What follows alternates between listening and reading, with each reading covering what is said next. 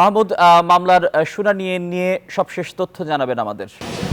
আসিফ, আপনাকে ধন্যবাদ জানাচ্ছি। এই মুহূর্তে 21শে আগস্ট গ্রেনেড হত্যা মামলার যে আপিল শুনানিটি চলছে সেখানে রাষ্ট্রপক্ষ কিন্তু তাদের বক্তব্য উপস্থাপন করছে এবং এই মামলার যে ডেথ রেফারেন্স এবং আসামিদের যে জবানবন্দি রয়েছে সেখান থেকে পড়ে শোনাচ্ছেন রাষ্ট্রপক্ষ। একটু বলে রাখি যে প্রায় 2 যুগ আগে যে ঘটনাটি ঘটেছিল 21শে আগস্ট গ্রেনেড হামলা মামলা, সেখানে আওয়ামী লীগের 24 জনের মতো নেতাকর্মী নিহত হন। সেই ঘটনায় বিচারিক আদালত যে রায় দিয়েছিল সেই রায় কিন্তু পরবর্তীতে বাতিল করেন হাইকোর্ট। সেই ক্ষেত্রে হাইকোর্ট বলেছিলেন যে প্রক্রিয়ায় মামলাটি করা হয়েছে এবং প্রথম যে চার্জশিটটি দেওয়া হয় সেখানে বিএনপি ভারপ্রাপ্ত চেয়ারম্যান তারেক রহমানের নাম ছিল না, পরবর্তীতে রাজনৈতিক উদ্দেশ্য প্রণোদিতভাবে তার নাম এখানে অন্তর্ভুক্ত করা হয়। এছাড়াও যে প্রক্রিয়ায় মামলাটি করা হয়েছে, তদন্ত করা হয়েছে, পুরোটিতেই হাইকোর্ট তার পর্যবেক্ষণে বলেছেন এটি রাজনৈতিক এক ধরনের উদ্দেশ্য প্রণোদিতভাবেই শুধুমাত্র বিএনপির নেতাকর্মীদেরকে সাজা দেওয়ার জন্য এই মামলাটি করা হয়েছিল, যে কারণে কিন্তু হাইকোর্ট মামলাটির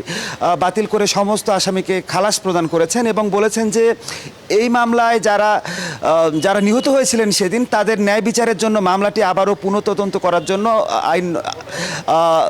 আইন বিভাগের দায়িত্ব নিতে হবে এবং এটি হচ্ছে যে নতুন করে মামলাটি শুরু করতে হবে। তো পরবর্তীতে এই খালাসের বিরুদ্ধে রাষ্ট্রপক্ষ যে আপিল করে সেই আপিলটিরই শুনানি হচ্ছে আপিল বিভাগে। তো আমরা দুই পক্ষের সাথেই কথা বলেছিলাম।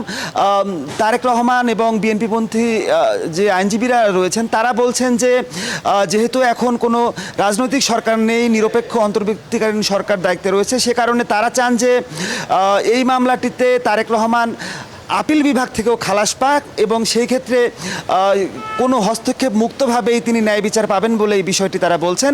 তো এই মোটামুটি এখনও শুনানিটি চলছে। আর একটি খবর আছে আমার কাছে, নিম্ন আদালতে, ঢাকা মহানগর আদালতে আজকে সাবেক প্রধানমন্ত্রী শেখ হাসিনা, তার বোন শেখ রেহানা এবং শেখ হাসিনা পুত্র সজীব অজিত জয়, সায়মা অজিত পুতুল সহ তার পরিবারের স্বজনদের বিরুদ্ধে 6টি যে মামলা হয়েছিল দুর্নীতির মামলা, সেই মামলাগুলোর কিন্তু আজকে অভিযোগ গঠনের দিন ধার্য রয়েছে।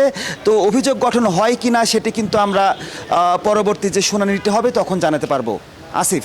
মাহমুদুল হাসান, আপনাকে ধন্যবাদ। বান্ডেল থাকলে প্রতি সেনমানিতে টাকা বাঁচবে। বিকাশ সেনমানি বান্ডিল কিনে জিতুন প্রতি লেনদেনে।